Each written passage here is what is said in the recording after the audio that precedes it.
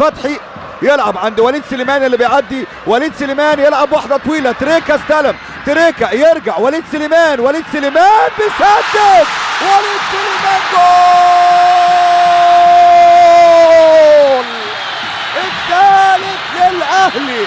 ووليد يا سليمان بقى بيحط دانة مدفع، بيحط تسديده قويه وبيسجل الثالث لمصلحة النادي الاهلي، والفرحة ترجع لمانويل جوزيه.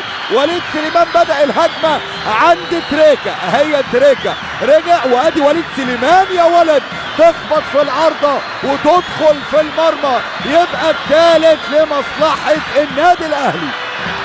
ادي تريكا وادي وليد سليمان ردت من العارضة ودخلت في المرمى. وليد لعب واحدة عالية عند تريكا، استلم تريكا هدى كده، وادي حل من الحلول الفردية اللي اتكلمت عليها بعد ما ضيع اسلام عوض ركلة الجزاء.